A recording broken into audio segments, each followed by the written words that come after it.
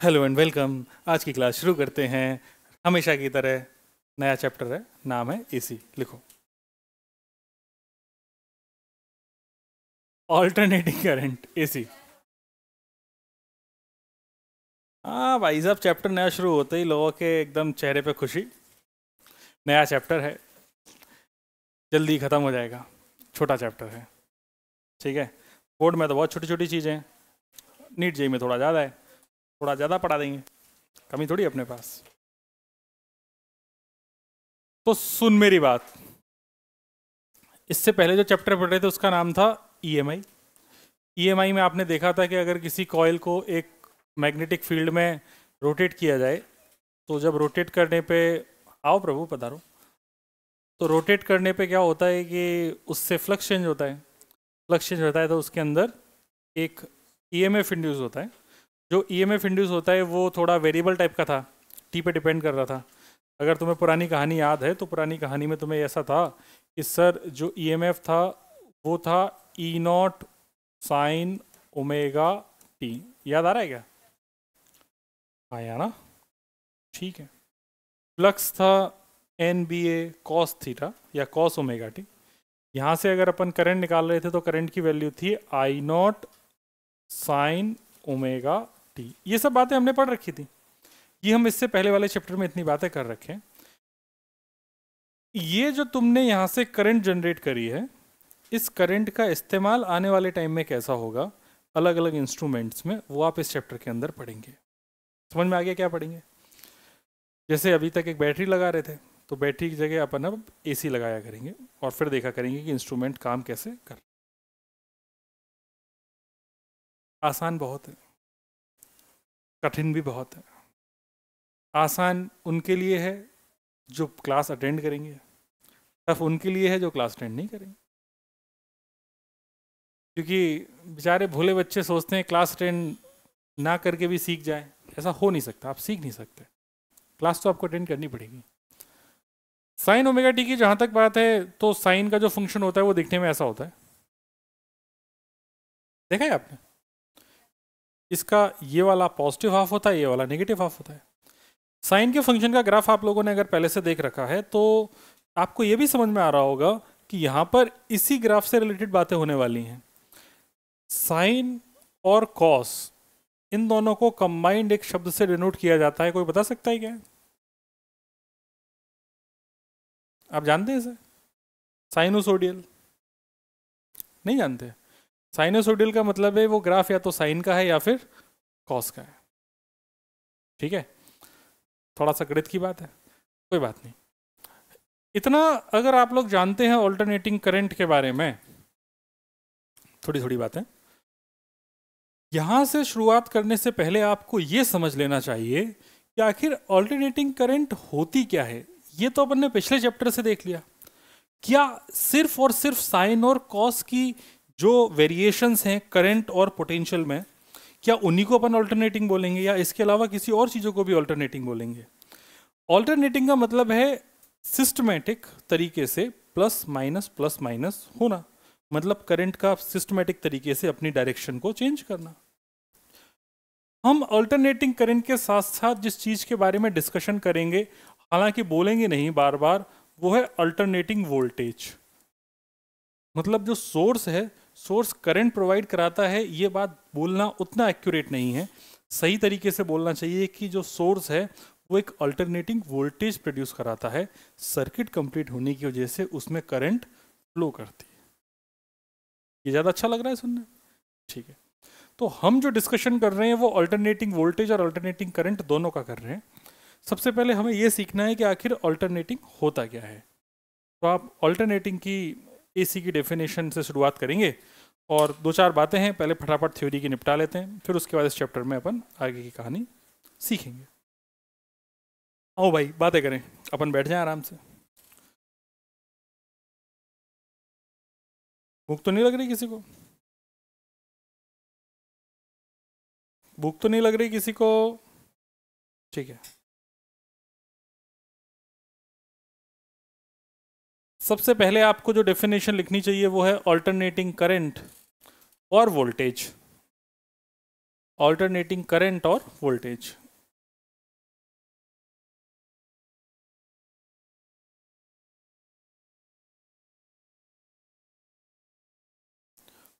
Voltage or current is said to be alternating. Voltage or current is said to be alternating if it changes continuously. If it changes continuously in magnitude. If it changes continuously in magnitude and periodically in direction. And periodically in direction. क्या कर रहा है? जाम आ गया था घर पे? जाम मतलब वो वाला जाम? अच्छा अच्छा, जाओ बैठो।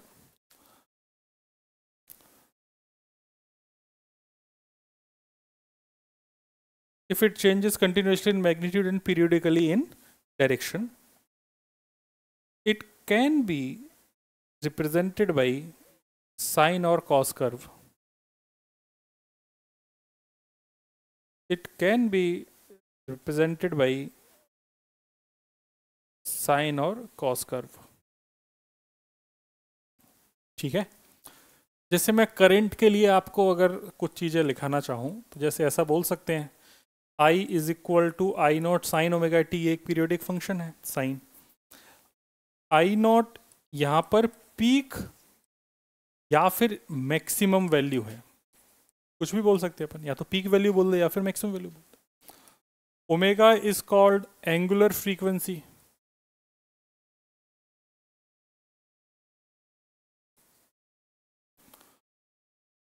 ओमेगा को आप 2πf लिख सकते हैं, या फिर आप इसको 2π/t भी लिख सकते हैं। f is called frequency.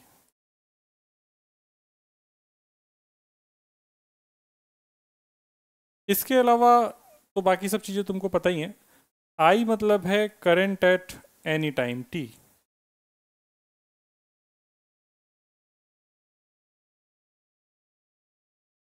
अब अगर मान लो यहाँ पर वोल्टेज होता v is equal to V naught sine omega d, तो वी नॉट मैक्सिमम वैल्यू हो जाती है। v किसी टी टाइम पे वोल्टेज होता था, ओमेगा की वैल्यू तो हमेशा एंगुलर फ्रीक्वेंसी ही रहेगी। फ्रीक्वेंसी का मतलब ऐसा है कि ये अपने साइकिल में कितनी बार, एक साइकिल में प्लस से माइनस हो रहा है। प्लस माइनस मतलब एक साइकिल हो गया ना, तो ऑल्टरनेटिवली प्लस माइनस होना, इसको अपन फ्रीक्वेंसी कहते हैं। एक सेकंड में कितने नंबर ऑफ साइकिल्स कंप्लीट हो रहे हैं, ये तो वही डेफिनेशन है जो आपने बचपन में पढ़ी थी फ्रीक्वेंसी की। तो लिखा देते हैं, पहले आप इतना लिख लीजिए।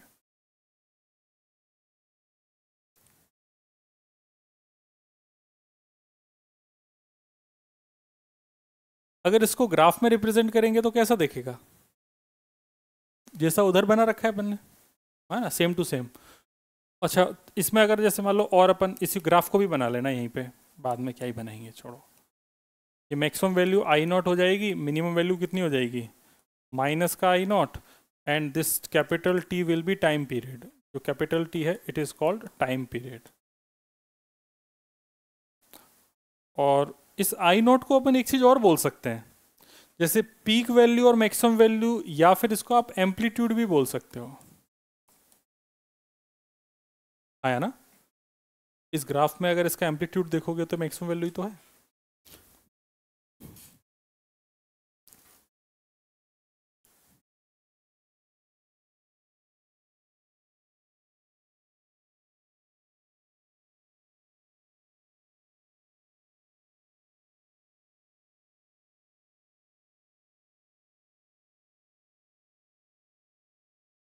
वेव पढ़ी है आपने? वेव, सारी चीज वेव में यही है, जो कुछ भी लिखा है सामने पूरी वेव लिखी है।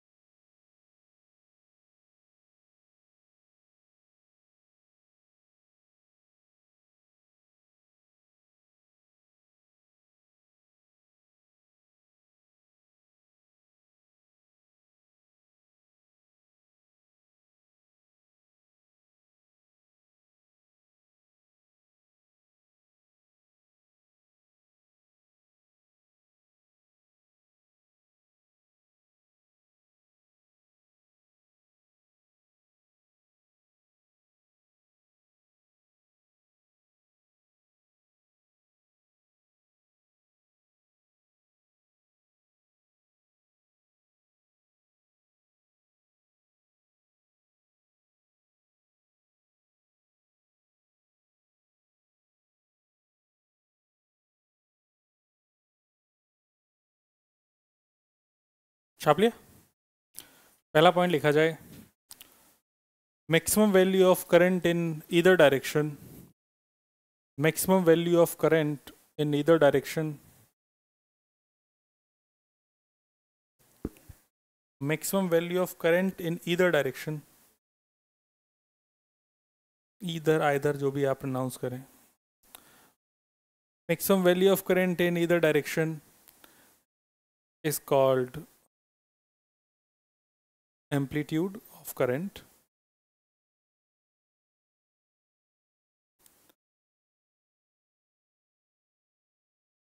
इसका क्रेस्ट से लेके जो इसका हाईएस्ट है वहां तक का जो डिस्टेंस है वो कितना है? 2I0 होगा कि नहीं होगा?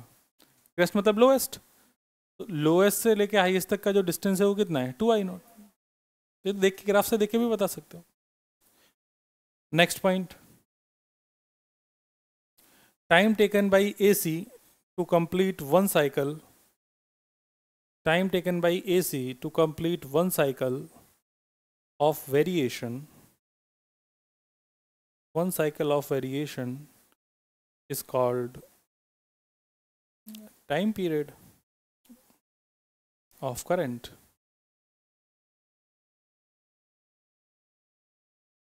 टाइम पीरियड का एक और नाम है वैसे, पता है क्या? पीरियोडिक टाइम, है ना? खैर, लिखना चाहो तो लिख लो, पीरियोडिक टाइम भी इसका एक और नाम है। टाइम पीरियड को पीरियोडिक टाइम भी कहते हैं। Next, number of cycle completed by AC, number of cycles completed by AC in 1 second, number of cycle completed by AC in 1 second is called frequency of current.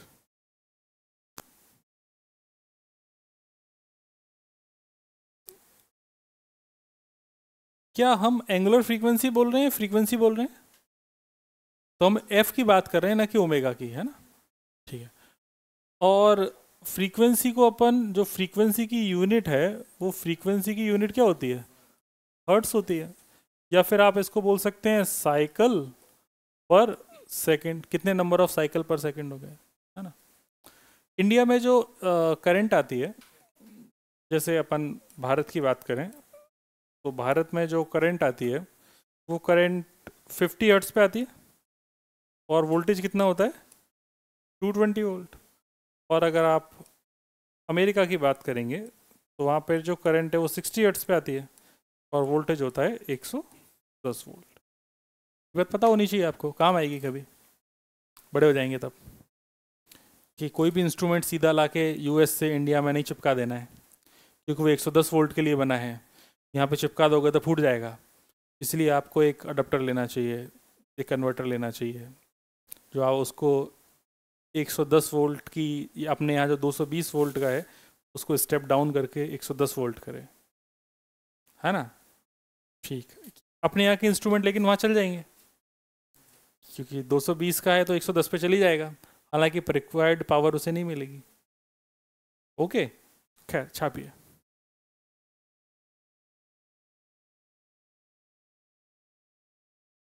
मतलब ऐसा खूब होता है, लोग लेकिन समझदार हैं।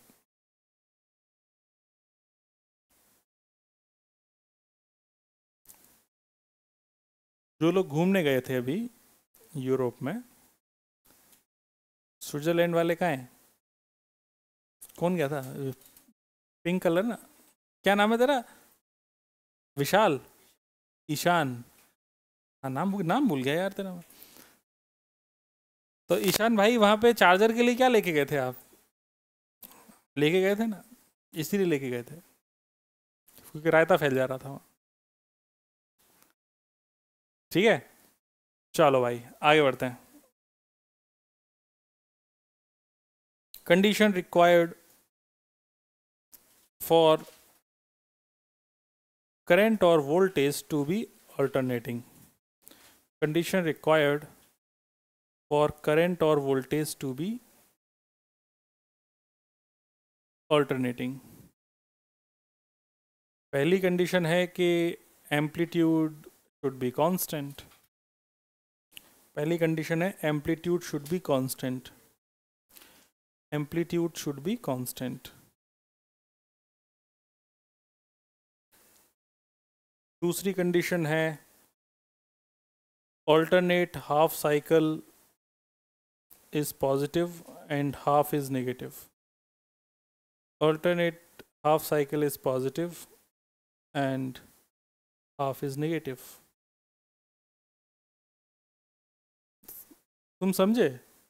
प्लस माइनस होना चाहिए, प्लस प्लस नहीं चलेगा, या फिर सिर्फ माइनस माइनस भी नहीं चलेगा।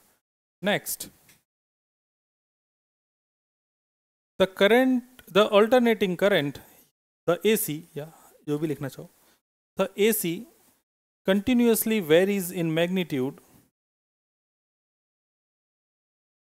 The AC continuously varies in magnitude and periodically reverses its direction. And periodically reverses its direction.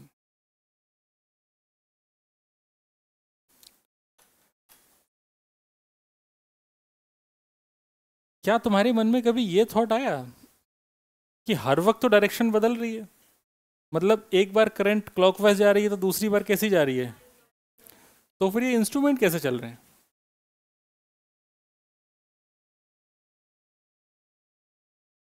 बिल्कुल सही बात है, इंस्ट्रूमेंट चल तो डीसी पे रहे हैं, और लेकिन हमारे यहाँ लाइट क्या आ रही है? एसी। तो इसमें कुछ ना कुछ कन्वर्ट करने के लिए है, कुछ कन्वर्टर है, जो कि आप जब सेमीकंडक्टर पढ़ते हैं तो उस वक्त पढ़ाया जाता है, लेकिन शायद अब वो भी हट गया है। हटाए नहीं हटाए? फिल्टर सर्किट हटाएगा? ठीक है, देख लेंगे, अपन को तो खैर सभी पढ़ना ही है।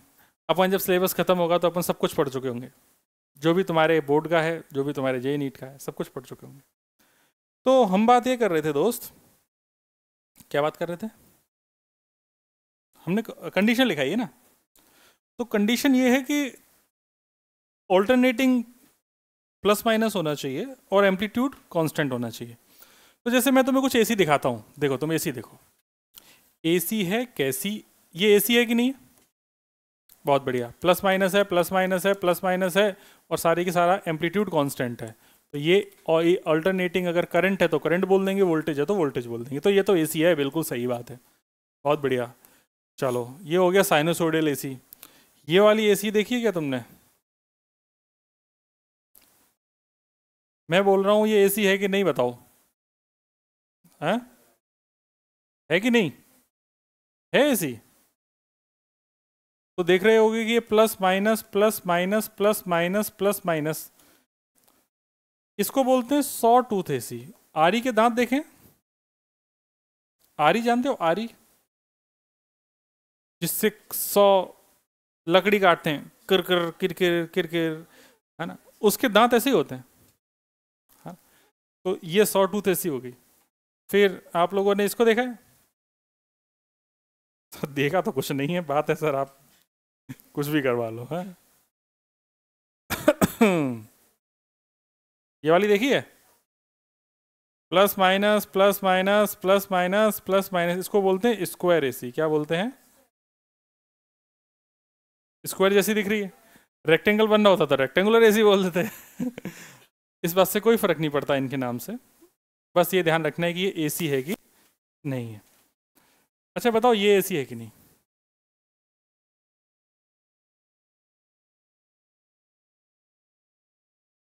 क्यों? Amplitude constant. अरे वाह,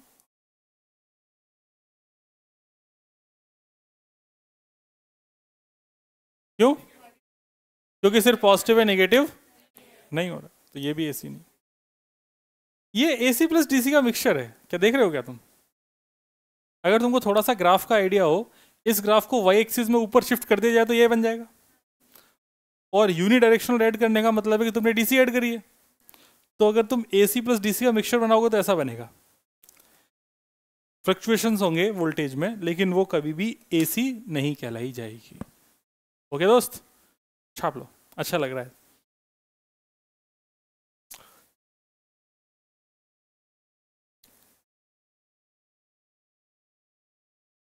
यार ठंड लग रही है। एक तो पंखा बंद कर दो मेरी तरफ से, मुझे कोई ठंड, एसी उठा के घर नहीं ले जानी।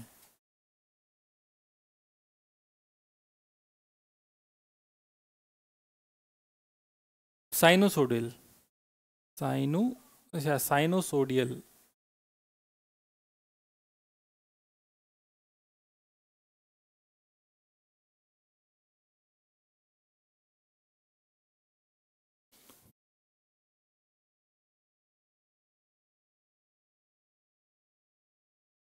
बन गया क्या?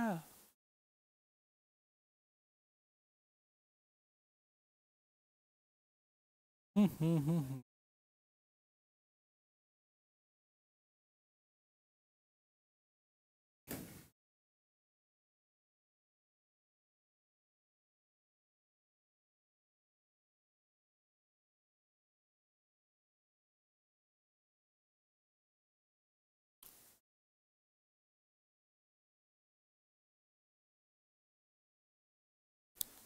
अभी सही लग रहा है?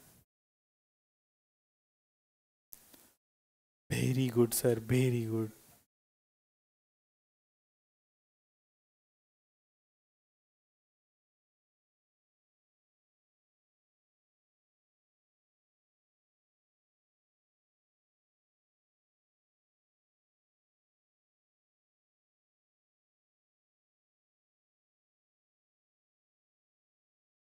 तुम लोग छाप नहीं रहे यार जल्दी। मैं खिलाऊं? ठीक है भाई, मैं ही पार्टी दूंगा, मुझे लग रहा है। क्या चाहिए पार्टी में बताओ? अरे तू तो आता ही नहीं क्लास, तू बात ही मत कर।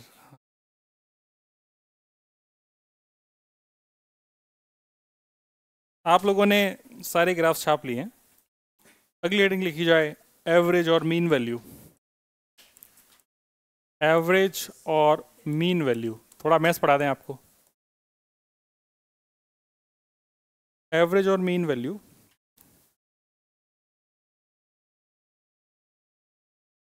देखो एवरेज का मतलब जो है वो ये होता है कि आपको अगर कोई भी फंक्शन है, जैसे हम करंट की बात कर रहे हैं, तो करंट का अगर एवरेज निकालना है टाइम के रिस्पेक्ट में या टाइम एक्सिस के साथ, तो क्योंकि करंट जो फंक्शन है वो टाइम का फंक्शन है, उसका एवरेज निकालना है तो तुम्हें जहाँ से जहाँ तक का एवरेज निकालना है वो लिमिट डाल दो। ये आ गया करंट का एवरेज। एवरेज का नोटेशन ये होता है,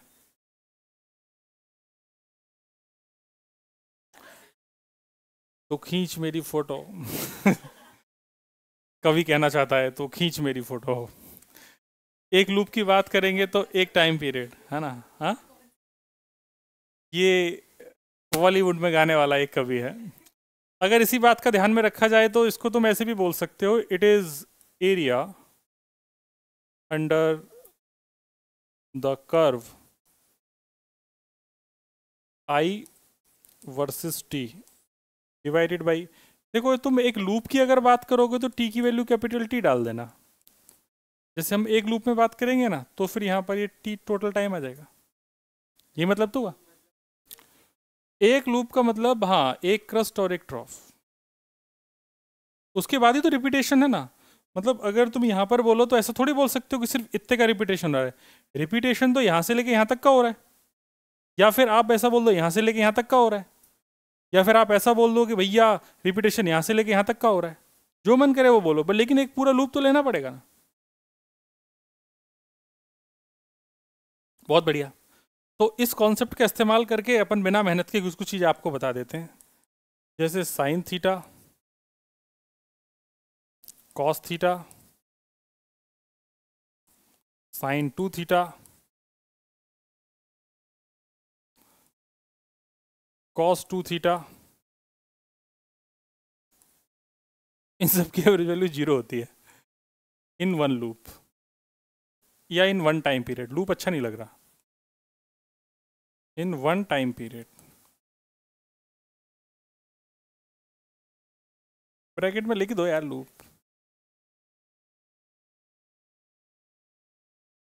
समझ के बात को? क्योंकि तुम जैसे ही एक लूप लोगे, जितना एरिया ऊपर है उतना एरिया नीचे है, हमेशा प्लस माइनस कितना हो जाएगा?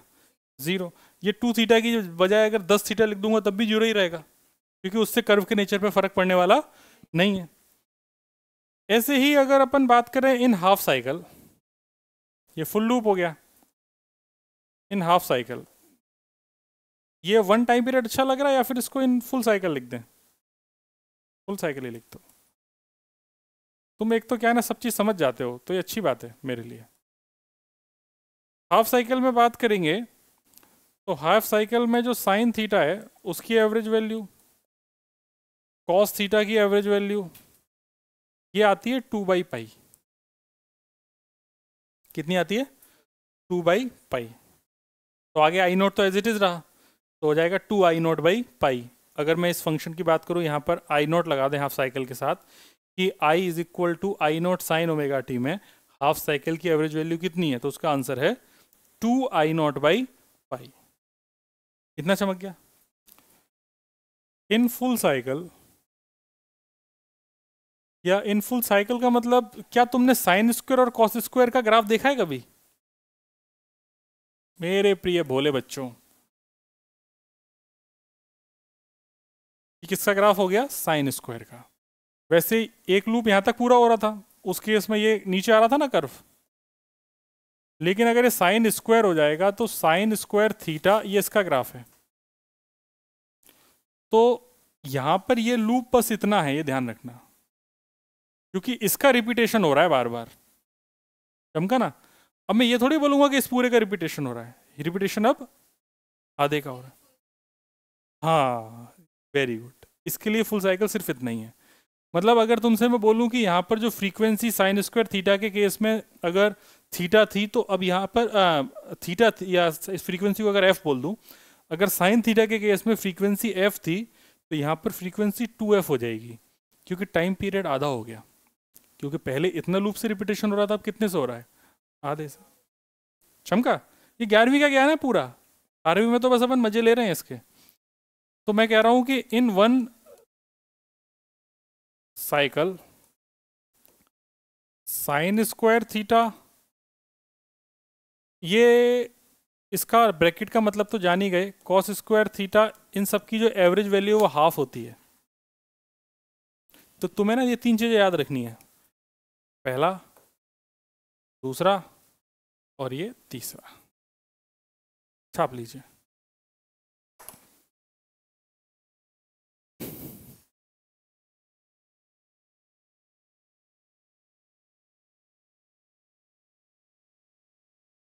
ये निकाली अपन ने उसी तरीके से है, जो जो मैंने बताया ना उसी तरीके से निकाली है सारी वैल्यू। नेक्स्ट हेडिंग लिखी जाए मैक्सिमम वैल्यू। जैसे ये जो 2/पाई है, ये पॉजिटिव हाफ साइकिल की वैल्यू रही होगी ऑब्वियसली। अगर नेगेटिव हाफ साइकिल होता तो यहाँ पे कितना आ जाता? -2/पाई। लिखाने की जरूरत नहीं, समझ ही गए। ये लिखा दें? लिखा दें, मतलब ये मान लो ये पॉजिटिव साइकिल हाफ साइकिल हो गया, अगर ये निगेटिव हाफ साइकिल होता तो हम लिख देते -2/पाई।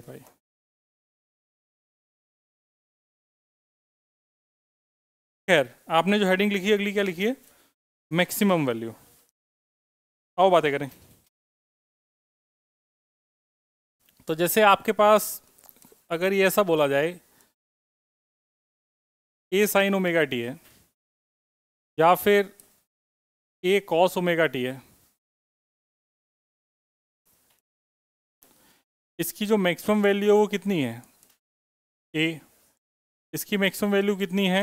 ए। इस साइड मैक्सिमम ही लिखूंगा मैं, है ना? जैसे आई इज इक्वल टू कहीं लिखा हुआ है A sine omega T plus cos omega T, इसकी मैक्सिमम वैल्यू कितनी हो जाएगी?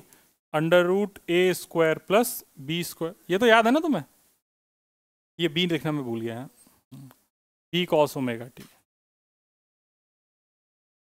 ये तो याद होगा, A sine theta plus B cos theta की maximum value √a² plus b², minimum value -√a² plus b²। मैंने पढ़ी हुआ है। तुम लोगों के मुंह में ऐसा 12 क्यों बज गए भाई? तुमने नहीं पढ़ा क्या? वेव्स में नहीं था? सब कुछ था। हाँ, तो याद भी होना चाहिए। 11वीं, अच्छा 11वीं तो सर पढ़ी ही नहीं ना 11वीं तो सर मजे में थी, स्कूल वालों में पूरा भरोसा था पास तो कर ही देंगे। तो I is equal to A plus, अगर ये बी साइन ओमेगा टी है तो इस केस में जो मैक्सिमम वैल्यू है वो कितनी हो जाएगी? ए प्लस बी, है ना, मतलब इसकी मैक्सिमम वैल्यू तो चाहिए जो कि बी है, ये तो ए तो एज इट इज ही रहेगा। सिमिलरली इसकी मैक्सिमम वैल्यू तुम कैसे निकालते थे, एक बार डिफरेंशिएट करके जीरो करते थे, फिर वहां से ओमेगा टी की वैल्यू निकालते थे या थीटा है, और फिर थीटा की वैल्यू वापस से रखते थे तो मैक्सिमम वैल्यू आ जाती थी। मैक्सिमम मिनिमा नहीं पढ़ा क्या? मैथ्स कितने लोगों के पास है? तो नलायक को, तुम्हें तो शर्म आनी चाहिए, तुम्हारे पास तो मैक्सिमम मिनिमा तुम्हें पता होना चाहिए ना। अच्छा पढ़ रहे। और तुम लोगों को तो 11th में पढ़ाया होगा फिजिक्स में मैक्सिमम मिनिमा। ठीक है, जहाँ भी किया हो याद तो है ना। ठीक है, अगली हेडिंग लिखी जाए आरएमएस वैल्यू। लिखा नहीं है, लिखो लिखो।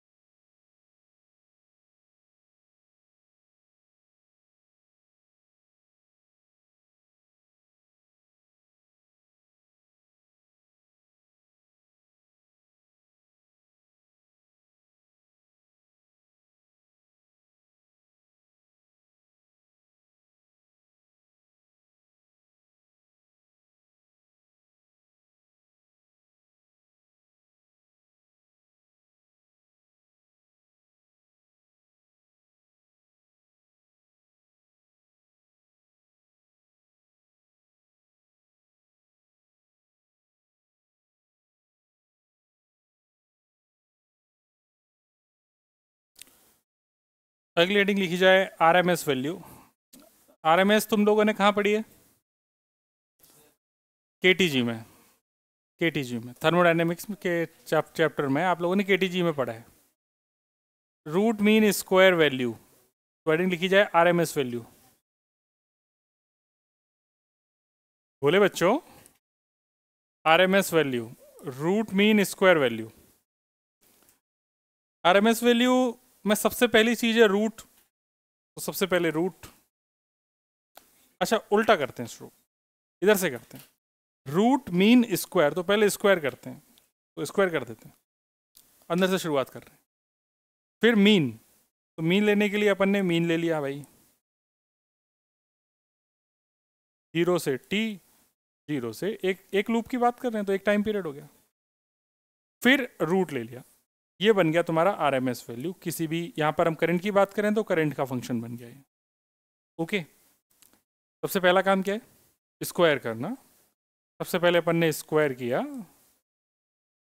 फिर अपन ने मीन लिया, और फिर अपन ने रूट लिया। नीचे ऐसे आ रहे हैं और पढ़ते ऐसे हैं उल्टा, रूट मीन स्क्वायर। ठीक है, याद रह जाएगा। इसी बात पे आगे बढ़ते हैं और आरएमएस वैल्यू की कुछ कुछ बातें और बताते हैं। जैसे अगर मान लो करंट आपके पास I is equal to I naught sine omega t है, तो मेरे प्रिय भाई और बहनों, यहाँ पर मैं सबसे पहले मैक्सिमम वैल्यू की बात करूँगा, फिर उसके बाद मैं यहाँ पर इसकी एंगुलर फ्रीक्वेंसी की बात कर लूँगा, फिर उसके बाद में यहाँ पर इसकी आरएमएस की वैल्यू की बात कर लूँगा। तो जैसे यहाँ पर मैक्सिमम वैल्यू आई नॉट है पहले केस में, एंगुलर फ्रीक्वेंसी ओमेगा है, और ये है आपके पास RMS value I naught by root to.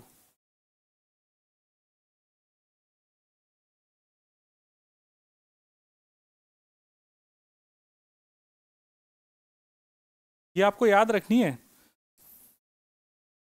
दूसरा अगर मैं बात करूं इस तरीके से, I naught sine omega T plus I naught cos omega T, इस केस में इसकी जो मैक्सिमम वैल्यू हो जाएगी वो हो जाएगी रूट टू आई नॉट।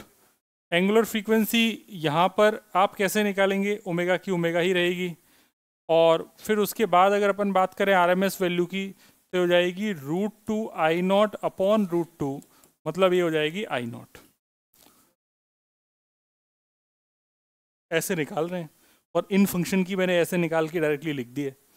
मैं नहीं चाहता कि तुम मेहनत करो, ना मैं करना चाहता हूँ, दोनों ही बातें हैं। फिर दूसरा फंक्शन, मतलब दो हो गए, तीसरा फंक्शन अगर अपन बात करें, it is I naught sine omega T cos omega T. इसकी मैक्सिमम वैल्यू रहेगी 2 आई नॉट, क्योंकि इसमें ना I naught by two, sorry, maximum value रहेगी I naught by two. Angular frequency हो जाएगी 2 ओमेगा, और ये वैल्यू हो जाएगी आई नॉट अपॉन 2√2। सिर्फ इन तीन केसेस के लिए ही मैं तुम्हें एक फॉर्मूला लिखा रहा हूं, इसके अलावा और किसी केस के लिए नहीं लिखा रहा।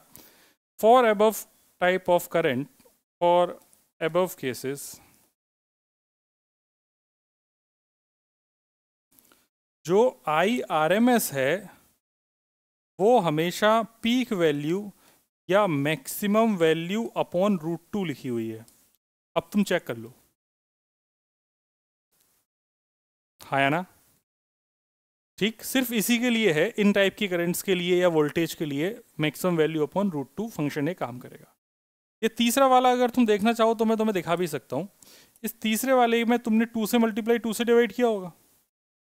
जैसे अगर इस तीसरा वाले फंक्शन को अगर मैं तुम्हें समझाऊँ, इस वाले को, तो यहाँ पर मैं ऐसा लिख सकता हूँ I naught sine omega T cos omega T, 2 से मल्टीप्लाई 2 से डिवाइड, तो sine omega T cos omega T कितना हो गया?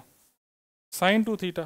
तो I naught into sine 2 omega T divided by 2, तो ये तो मैक्सिमम वैल्यू हो गई। एंगुलर फ्रीक्वेंसी कितनी हो गई?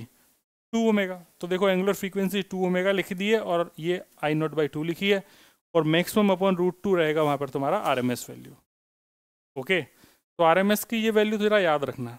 फिर एक आध क्वेश्चन मैं करा दूंगा जिससे ये सारी चीज़ें अपन डिस्कस कर लेंगे। अभी 2 क्वेश्चन कर लेंगे, चलो हटाओ, हैं? करो ना, कोई कुछ बोला क्या?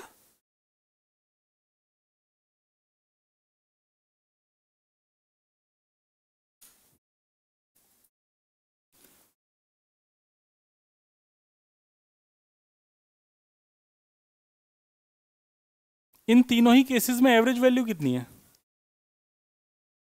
एक लूप में? इन तीनों ही केसेस में एवरेज वैल्यू कितनी है लूप में? 0। सिंपल, दिख रही है क्या? देख, ऊपर भी साइन का फंक्शन है, एक लूप में 0 होने वाली है। इधर साइन प्लस कॉस ऐड करें तब भी लूप में 0 ही रहेगी। नीचे वाला भी अल्टीमेटली साइन टू थीटा बन रहा है, उसमें भी लूप में 0 ही रहेगी। तो तीनों में जो एवरेज वैल्यू वो 0 ही रहेगी।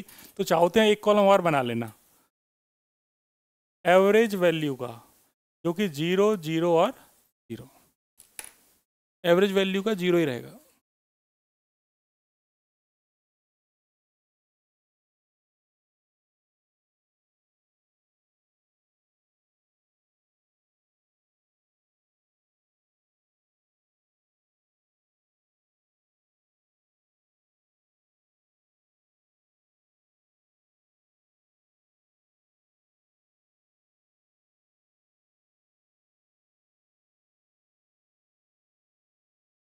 हो गई छपाई?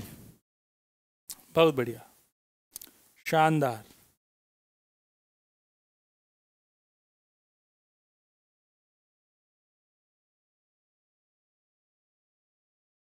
क्वेश्चन करते हैं, चलो।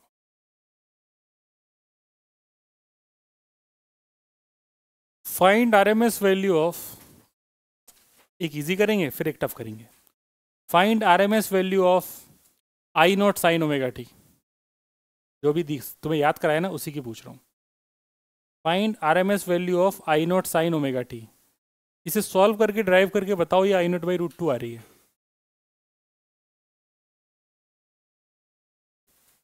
आंसर भी पता ही है, बस तुमको सॉल्व करना है।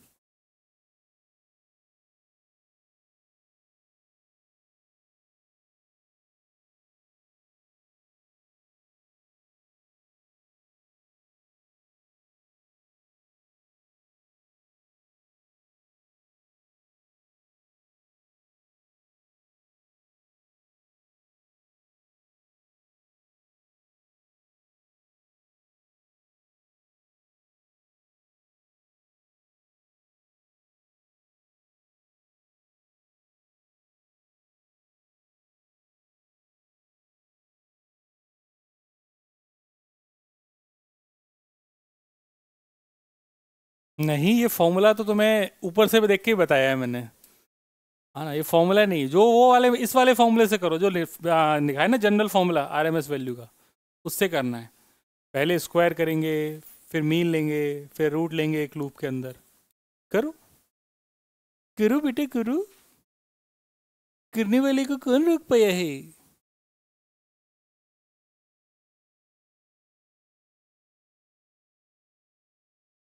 और भैया खुश, उत्तर उत्तर आ रहा है कुछ? कोशिश कर रहे हैं।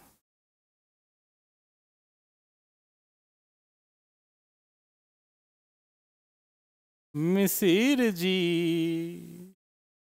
ए मिसिर जी, आंसर बताइए।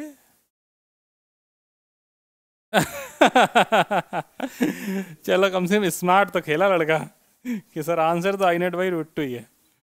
देखो, तुम्हारे पास था I is equal to I naught sine omega T, ये था ना। अब इसका सबसे पहले तुम्हें आरएमएस निकालने के लिए पहले स्क्वायर करना पड़ेगा।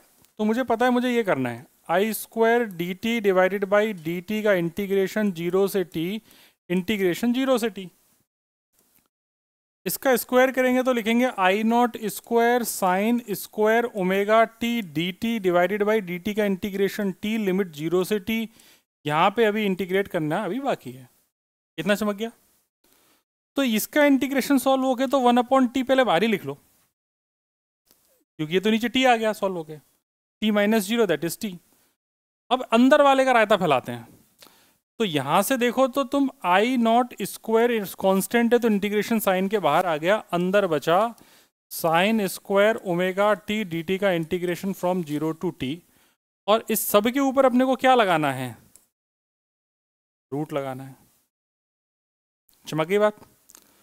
अब तुम लोग बहुत समझदार हो तो तुम्हें एक फॉर्मूला और याद था बचपन में cos 2 थीटा का, जो कि था 1 माइनस 2 साइन स्क्वायर थीटा।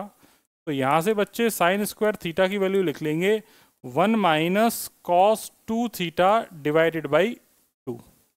याद आ रहा है ये फॉर्मूला? तो यहाँ से थोड़ा और दिमाग लगा के हम इसको ऐसे भी लिख सकते हैं, sine square theta is equal to 1/2 minus cos 2 theta by 2। और जैसा कुछ गधों ने किया था पिछले पेपर में, इस 2 से A2 काट दिया था किसी क्वेश्चन में। अच्छा 11th में किया था, 11th में। हाँ भाई, बच्चों ने क्या गजब काम किया। एक क्वेश्चन में प्रोजेक्टाइल के ये यूज हो रहा था फॉर्मूला, उन्होंने ऐसे 2 से 2 काट दिया और आंसर कॉस थीटा। ऐसी महानता अपने को नहीं दिखानी, वरना ये महानता धरी की धरी रह जाएगी, है कि नहीं? तो आई नॉट का square divided by t, sine square theta omega t की जगह अपन डाल देंगे 1/2 minus cos 2 omega t by 2, इस पूरे का integration d t from 0 to t, इस पूरे का अंडर रूट। तो तुम देख पा रहे हो कि अंडर रूट पे अंडर रूट खेले जा रहे हैं अपन। ये हो जाएगा 1/2 डी टी का integration from 0 to t minus integration of cos 2 omega T D t from 0 to t divided by 2। ये बच गया। यहाँ तक कोई डाउट है क्या किसी को? मैं सिर्फ अंदर ही तो लेके गया हूँ, और क्या किया इधर? इसकी वैल्यू 0 है, बोल कैसे? बता क्यों? अब रीजन बता, 0 क्यों है? नहीं समझ में आया ना? क्योंकि तुम गधे हो, बेसिक चीज नहीं याद रखते। अच्छा, गधे में भी ऐसे मुंडी ला रहे हैं। हाँ सर, सही समझ में आ रहा है सर। हाँ अरे भाई, cos 2 थीटा, ये एवरेज वैल्यू तो का ऊपर वाला स्थिति तो लिखा है एरिया। ये क्या लिखा हुआ है? ये लिखा हुआ है area of cos 2 theta in 1 time period या इन 1 साइकिल, हाँ या ना? तो एक साइकिल में कॉस की जो एवरेज वैल्यू कितनी होगी? 0। तो एरिया कितना होगा? 0। तो ये तो 0 ही है। चमका? Yes sir, no sir? Yes sir. आओ देखो, सड़ आई नॉट का स्क्वायर डिवाइडेड बाई टी, ये है 1/2 और इधर इसका इंटीग्रेशन करेंगे तो टी, इसका अंडर रूट है तो टी से टी मर गया, तुम्हारे पास कितना आ गया I0/√2। चमक गई बात, छाप लेंगे। अब तुम लोग समझदार हो गए एक ही बार में, है ना। इसी बात पे अगला क्वेश्चन देंगे।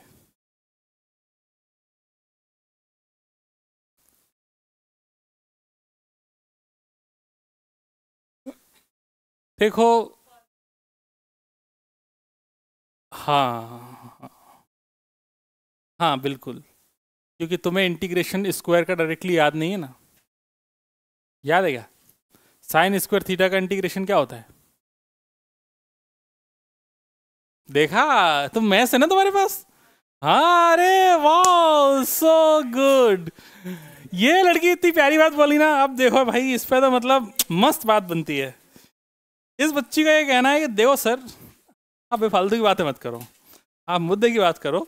कि जैसे सर साइन स्क्वायर थीटा का इंटीग्रेशन अगर अपने को करना है डी थीटा मतलब थीटा के रिस्पेक्ट में, तो आप सिंपल एक काम करो, इसका इंटीग्रेशन ऊपर एक पावर बढ़ा दो, क्योंकि सर एक ऐड हो जाती है, डिवाइडेड बाई 3 हो गया सर इंटीग्रेशन। अच्छा ये नहीं, अच्छा फिर और कुछ कहना चाह रही हो?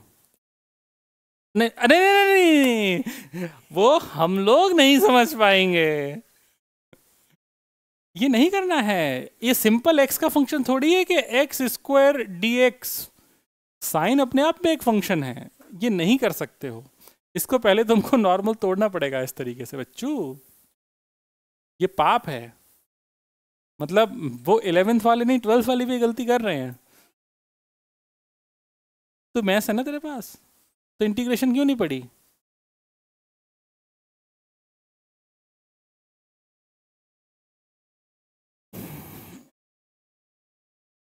बेटा सीधा यहाँ से घर ही जाना। कुछ लोग तो यहाँ से वो चाय की और वो सुट्टा टपरी पे चले जाते हैं, ऐसा मुझे कुछ दिखाई दिया था, कुछ घुंघराले बाल वाले लोग। हैं, तुझे भी दिखा था क्या? हाँ। फिर इसके बाद अगला क्वेश्चन है, I is equal to A plus B sine theta ले लेते हैं, फाइंड आरएमएस वैल्यू।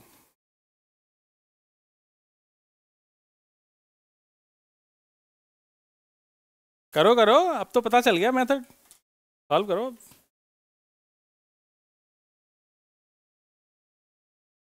उम्मीद करते हैं आप लोग कर लेंगे। देखो भाई, पहला काम स्क्वायर कर देंगे, तो A square plus B square sine theta plus 2ab sine theta. म्यों म्यों शांत हो जाएंगे। डिवाइडेड बाई एक टाइम पीरियड है पूरा, है ना। तो यहाँ पर जो थीटा है, तो भले ही तुम एक टाइम पीरियड है, तो मैं जैसे साइन थीटा का एक टाइम पीरियड मतलब हो जाएगा तुम्हारे पास 2 पाई पूरा, तो टाइम पीरियड कितना हो जाएगा नीचे 2 पाई। ये पता है ना तुमको 2 पाई होता है, तो टाइम पीरियड का तो टी लिख दो या 2 पाई लिख दो। मैंने इंटीग्रेशन, एक काम करो तुम टी ही लिखो वरना रोज आओगे थोड़ी देर में। 0 से लेके टी इंटीग्रेट कर देंगे थीटा के रेस्पेक्ट में, क्योंकि मैंने थीटा ही दिया है, और थीटा की लिमिट टी डाल देंगे। इसके बाद इसका अंडर रूट ले लेंगे पूरे का, खत्म हो गया क्वेश्चन। तो हो जाएगा ए स्क्वायर डी थीटा का इंटीग्रेशन 0 से t plus B square sine square theta d theta का इंटीग्रेशन फ्रॉम 0 से t plus 2ab integration sine theta d theta का इंटीग्रेशन 0 से टी डिवाइडेड बाई टी, और इस पूरे का अंडर रूट। मेरे प्यारे कछुओं, ये तो 0 होता है, इसको टी को ना मैं तोड़ के लिख रहा हूँ अलग अलग जगह, आप लोग देखो सही लग रहा है कि नहीं लग रहा आपको। इस टी को यहाँ लिख दिया, इस वाले टी को यहाँ लिख दिया, इस वाले टी को यहाँ लिख दिया, ठीक है। ये लिखा हुआ है साइन स्क्वायर थीटा की average value. Sign square theta की एवरेज वैल्यू होती है 1/2 एक लूप के अंदर, याद है कि नहीं। तो ये हो जाएगा ए स्क्वायर डी थीटा का इंटीग्रेशन में वैल्यू डाल देंगे तो t/t बचेगा, ये बचेगा बी स्क्वायर बाहर, और इसकी एवरेज वैल्यू हो गई 1/2, इसका अंडर रूट टी से टी कट गया, तो आंसर आ गया under root a square plus B square by 2। ठीक है क्या? एक एक करके पूछो, कौन पूछेगा पहले? बोल।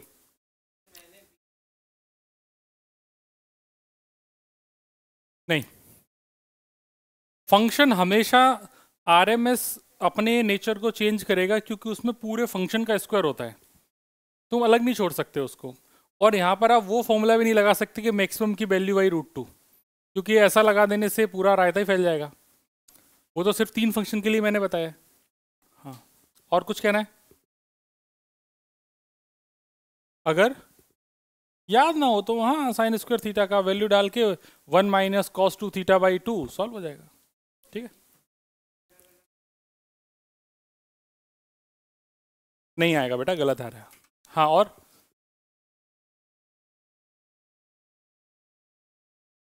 नहीं, बिल्कुल नहीं भाई, वो दोस्त, डिंग डिंग डिंग डिंग। हाँ, जन्म जन्म का साथ है, गाना सुना है? जो भी आ रहा है गलत ही आ रहा होगा। ठीक है, सह लेंगे।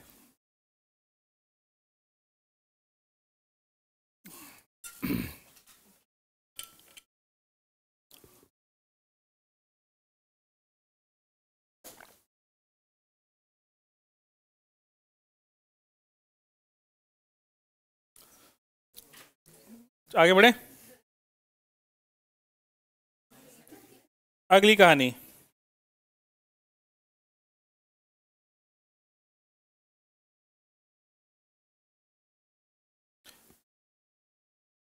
लिमिटेशंस या लिमिट वैसे है, मत लिखो, नॉर्मली लिख लेते हैं। एक पॉइंट पॉइंट की तरह लिख दो, इंपॉर्टेंट पॉइंट्स करके, इंपॉर्टेंट पॉइंट्स करके लिख दो। ऐसा लिख देंगे इसमें कि AC can't be used in charging of battery or capacitor. AC can't be used in AC can't be used in charging of battery or capacitor. AC can't be used in charging of battery or capacitor as its average value is 0. As its average value is 0. तुम समझे मेरी बात? As its average value is 0.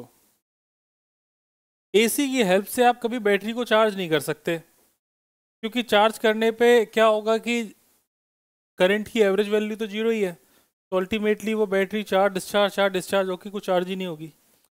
लेकिन फिर भी आपने देखा होगा कि आप लोगों के घरों में एक इन्वर्टर होता है, लाइट वाइट चली जाती है तब यूज़ आता है। वो इन्वर्टर क्यों यूज़ कर रहे हैं? इन्वर्टर का काम ये है कि वो एसी को अगर चार्ज करना है तो पहले एसी को डीसी में कन्वर्ट करेगा, और जब घर में यूज़ करना है तो डीसी को एसी में कन्वर्ट। तो जो एसी डीसी को एसी में कन्वर्ट कर रहा है उसे अपन इन्वर्टर बोल रहे हैं, है कि नहीं? अगला point, AC can't be used in electrolysis. AC can't be used in electrolysis and electroplating. AC can't be used in electrolysis and electroplating due to large inertia of ions. Due to large inertia of ions.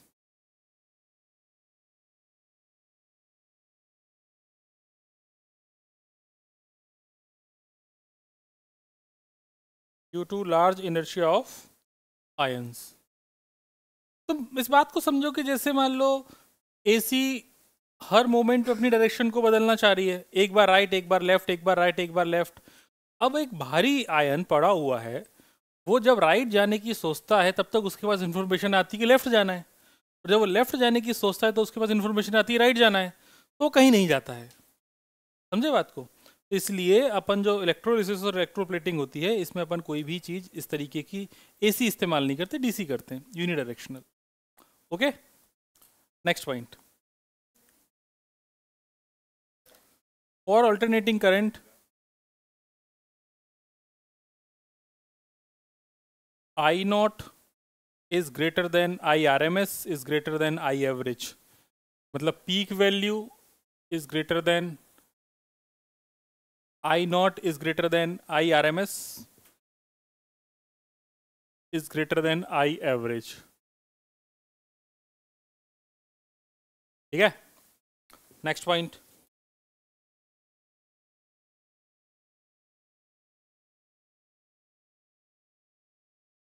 instrument based on heating effect of current,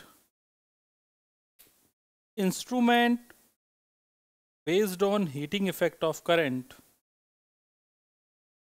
are work on both DC and AC supply. Instrument based on heating effect of current are works on AC and DC supply and also provides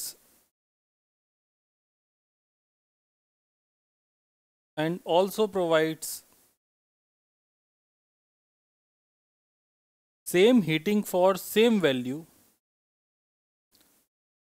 same heating for same value of AC and DC.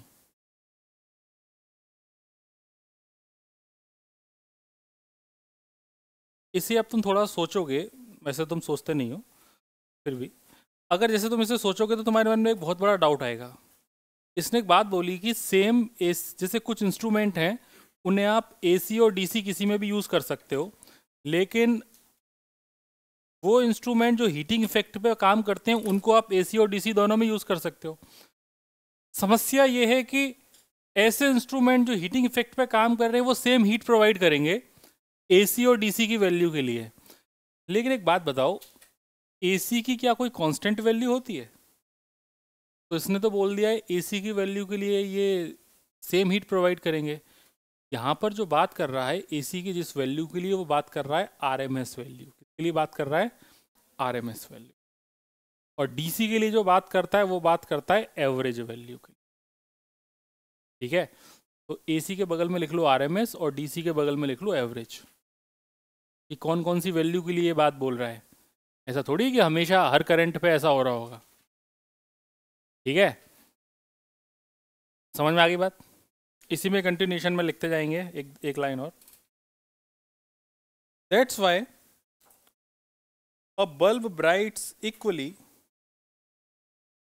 That's why a bulb brides equally in DC and AC. That's why a bulb brights equally in DC and AC of same value. अब ये same value कौन सी रही होंगी?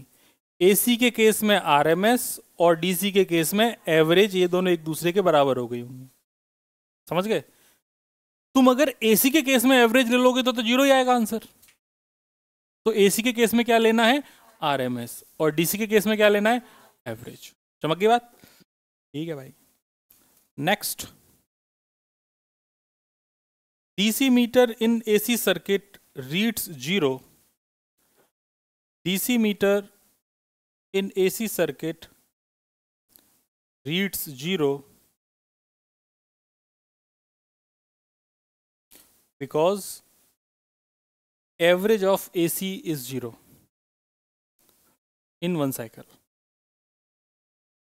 because average of AC is 0 in one cycle. ठीक है, next point. ये बात को तो मैंने लिखा दिया कि AC DC AC जो मीटर है वो DC में भी वर्क करेंगे, नहीं लिखा है? लिख लो, AC meter works in both AC and DC, AC meter works in both AC and DC। ठीक है दोस्त, चलो भैया आगे बढ़ते हैं।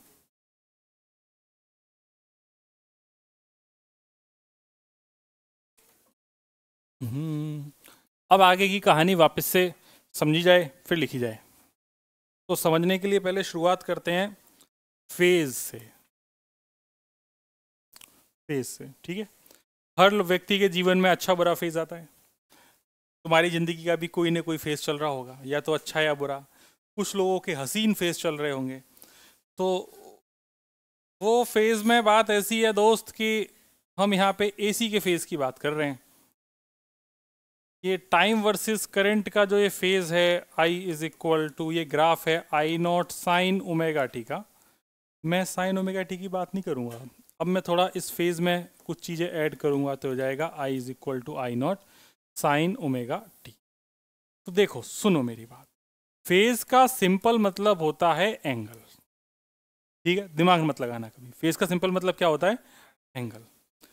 फेजर का मतलब होता है वेक्टर। इससे आसान कुछ हो सकता है क्या? फेज का मतलब क्या हो गया? एंगल, और फेजर का मतलब होता है वेक्टर। तो ये जो तुमने कहानी लिखी है अभी, ये वाली, इस कहानी में फेज क्या है?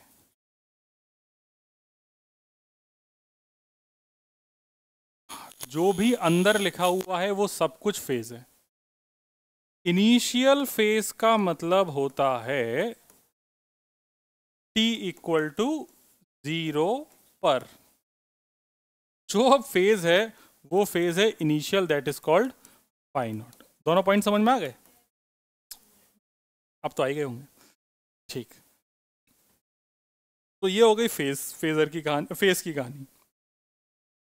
अब अगली कहानी देखो जिसको बोलते हैं फेज डिफरेंस। एकदम आराम से बच्चों की तरह समझना। बच्चे तो हो वैसे भी, कौन से बड़े हो गए। हाँ, लेकिन तुम लोगों को ऐसा नहीं लगता ना, तुम लोगों को ऐसा नहीं लगता ना कि तुम भी बच्चे हो? हाँ, तुमको लगता है अब तो बड़े हो गए सर, कैसी बातें कर रहे हो आप? हाँ, मनुष्य बातें मत क्या करो। I naught sine omega T plus phi one, और ये दूसरी करंट है I naught sine omega T plus phi two, ठीक है। तो जो डेल्टा फाई है ये कहलाएगा फेज डिफरेंस। तो तुम्हें दिमाग नहीं लगाना, तुम्हें लिखना है phi of I2 minus phi of I1, बस। बिल्कुल भी दिमाग लगाने की जरूरत नहीं है। Omega T plus phi two minus omega T plus phi one, ठीक है दोस्त। तो ये हो जाएगा phi two minus phi one, ठीक है। चमक की बात। इसके बाद एक कॉन्सेप्ट कहलाता है लैगिंग और लीडिंग का। लैगिंग मतलब पीछे रह जाना, लीडिंग मतलब आगे जाना। अरे वो पहनने वाले की बात नहीं चल रही है, जो कंफ्यूज हुए जा रहा है कि लैगिंग क्या होता है। तेरी दुकान है क्या? है? हाँ, वो लैगिंग वो पहनने वाला है तो कपड़े, है ना? वो नहीं बात चल रही। लैगिंग मतलब पीछे, लीडिंग मतलब आगे। तो जैसे दो करंट हैं, इनके फेज एंगल के आधार पर डिसाइड करते हैं कि कौन सा लीडिंग है और कौन सा लैगिंग है। छापो पाप ही नहीं तो फिर कहते हैं हम सर बड़े हो गए हैं।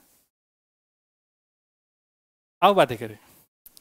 तो तुम लोगों ने अभी ये देख लिया हंसी मजाक के दौर के दौरान कि फेज जो होता है, ए गधे शांत रह, फंक्शन के अंदर जो कुछ भी लिखा हुआ है दैट इज कॉल्ड फेज।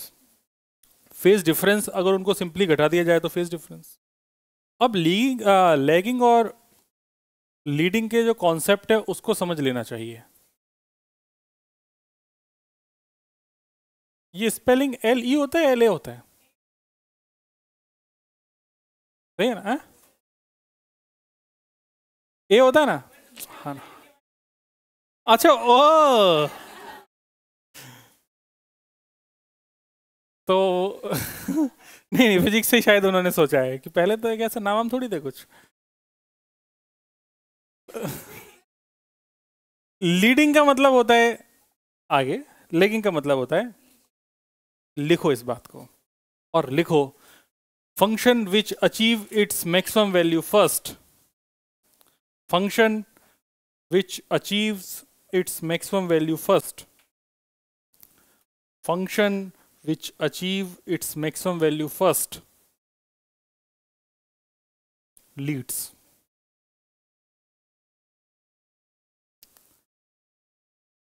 दूसरा वाला लगेंगे, मर गया, बात खत्म।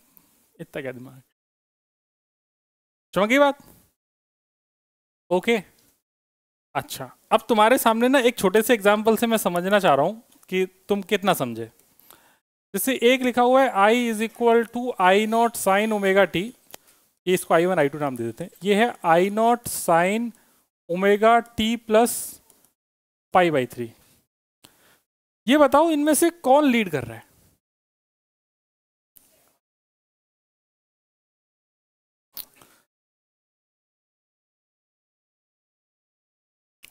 सोचो, तुम्हें डेफिनेशन लिखा दी, तुम समझ गए।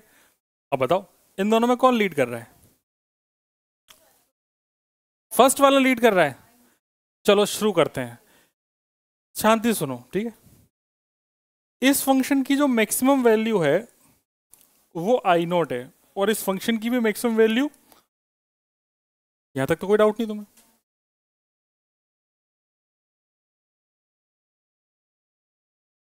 शुरू करें?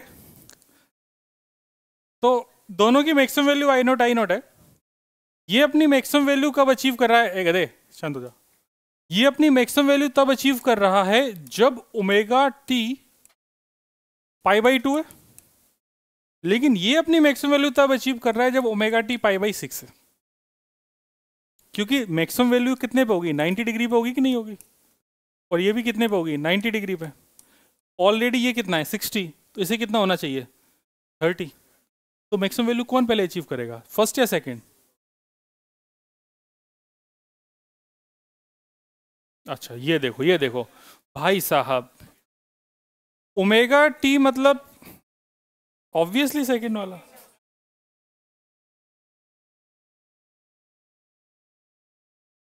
क्या होगा तुम्हारा भविष्य? ये अपनी मैक्स, ये अब ये पहला वाला है, ये आई वन है ना,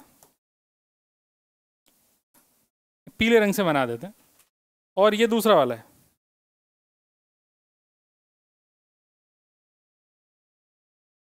तो अच्छा नहीं बना।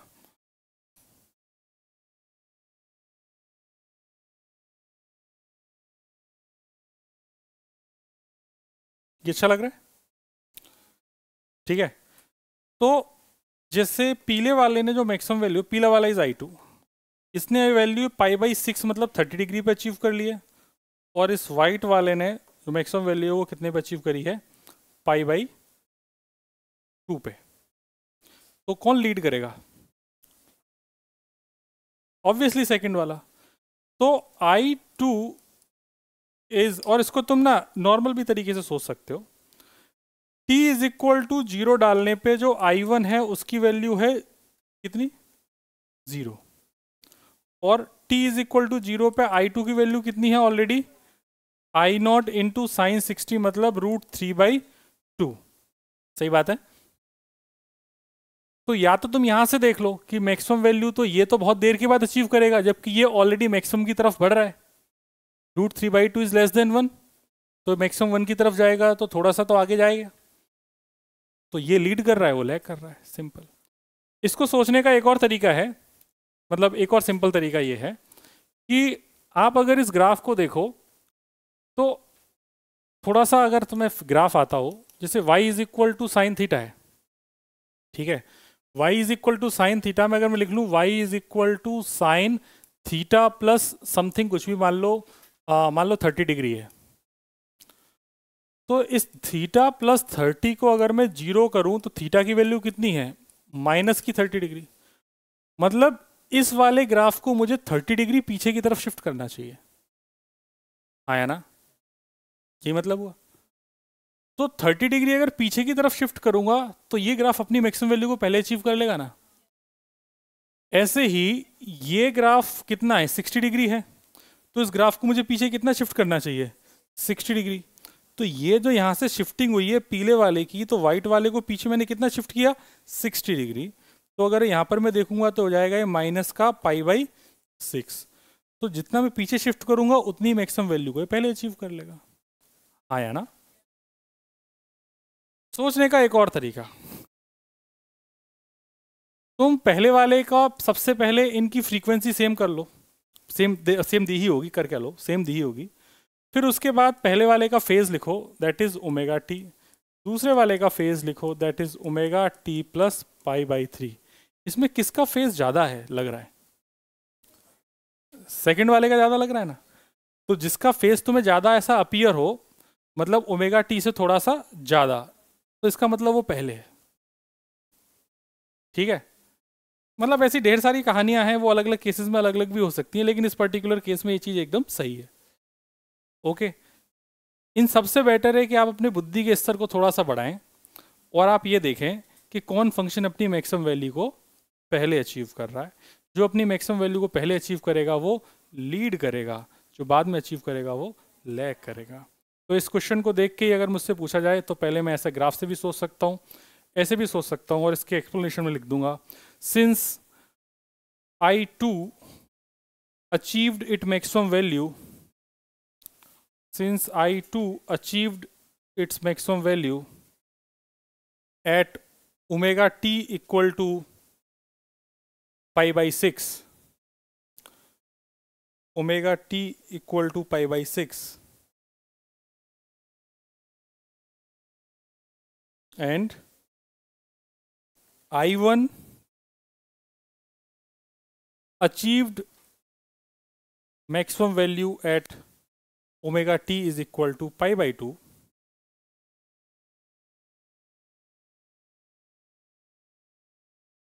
that's why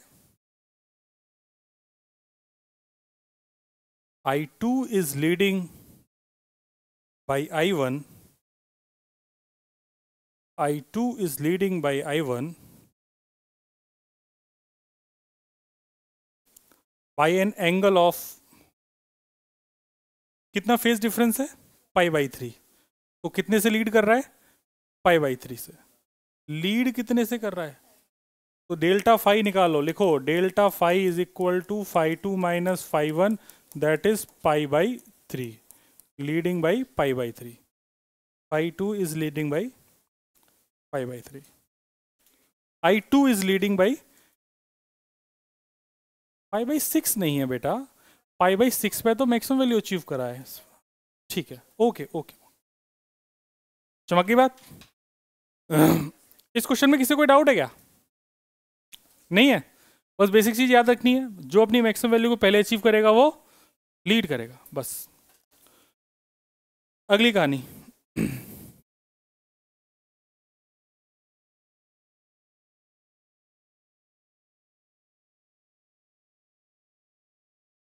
अगली कहानी लिखी जाए,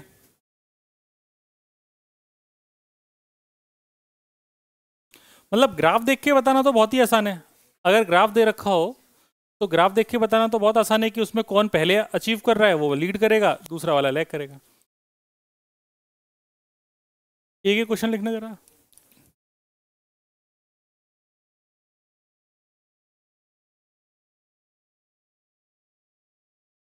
कौन लीड कर रहा है, कौन लैग कर रहा है, बताओ।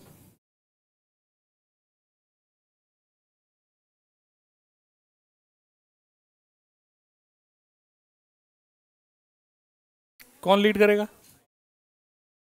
हाँ, I2 कैसे? कॉस की मैक्सिमम वैल्यू कहाँ पे होती है? और साइन की? तो कौन लीड कर रहा है? कॉस। कितने से? पाई बाई 2 से। ठीक है, देखो जब भी हम कर रहे हैं लीड कर रहा है तो हम यहाँ पे ओमेगा टी की वैल्यू बता रहे हैं पाई बाई 2। टाइम निकालेंगे तो टाइम की वैल्यू हो जाएगी जो भी एंगल डिवाइडेड बाई ओमेगा। तो जैसे यहाँ पर I2 को ऐसे भी लिखा जा सकता है, जैसे तुम लोग समझदार हो वैसे तो इसको ऐसे भी लिख सकते हैं, omega T plus pi by 2। तो अपन बोल देंगे I2 is leading by pi by 2।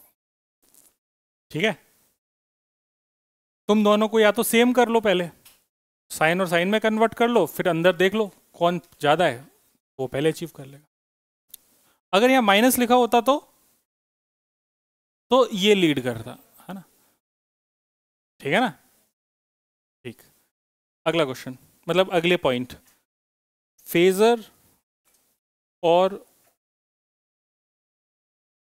आप लोग लिख रहे हैं क्या? फेजर और फेज डायग्राम या फेजर डायग्राम, फेजर और फेजर डायग्राम। फेजर और फेजर डायग्राम।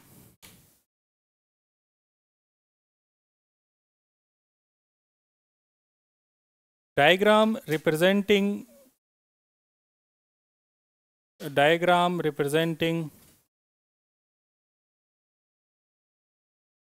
AC और AV, AC और AV, AV मतलब है ना, AC और AV of same frequency as vectors of same frequency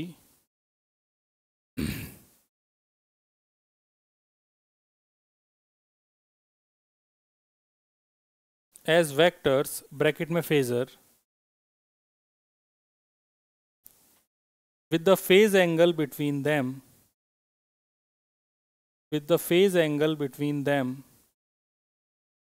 is called phasor diagram,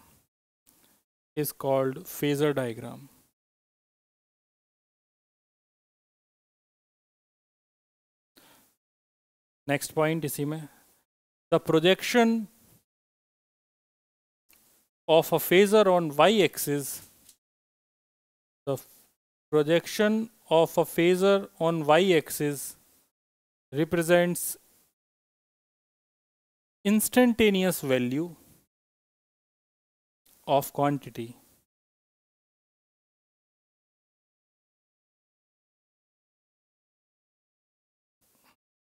Length of phasor, next point, length of phasor, next point लिख, length of phasor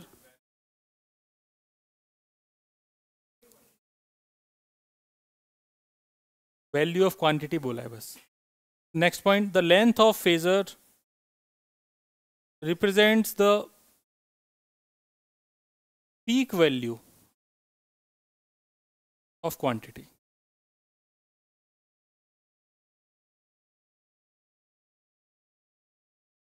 ठीक है, चलो भाई देखो,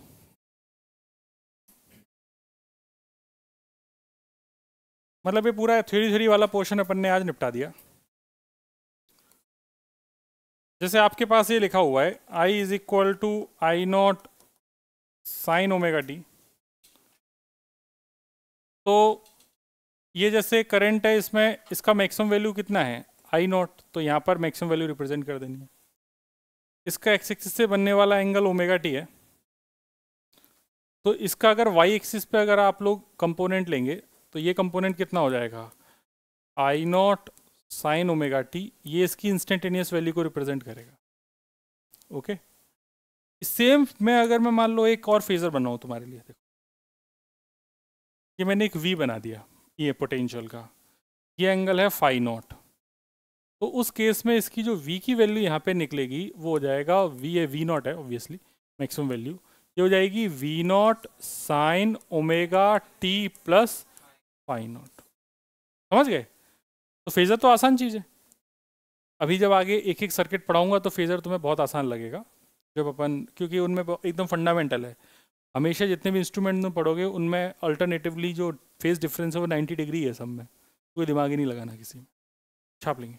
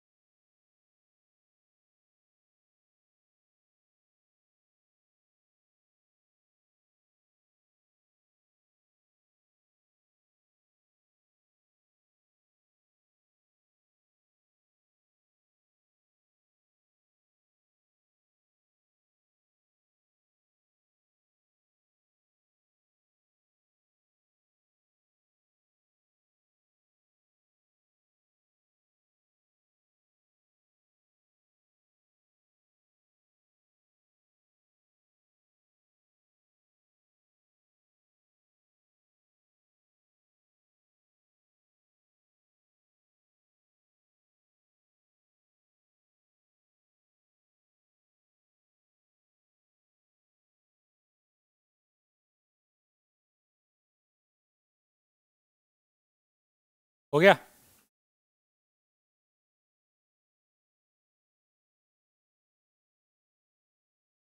अगली हेडिंग लिखी जाए एडवांटेज ऑफ एसी।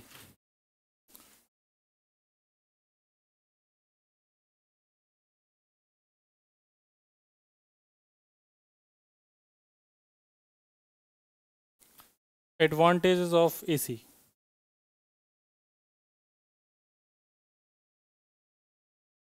पहला, AC is cheaper than DC.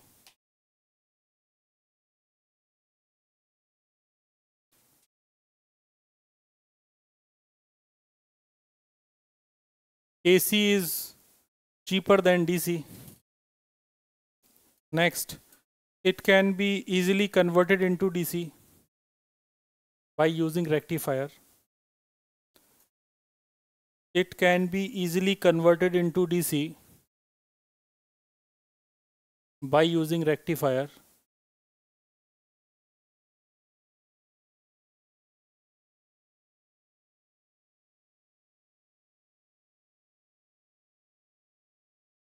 Next, it can be easily controlled by choke coil.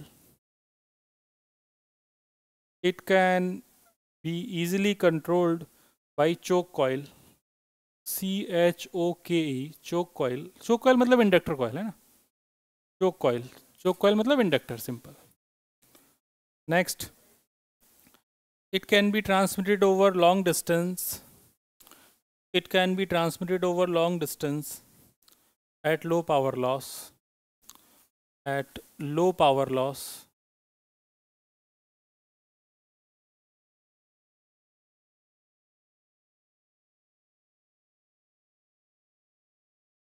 Next, it can be stepped up or stepped down with the help of transformer. It can be stepped up or stepped down. It can be stepped up or stepped down with the help of transformer.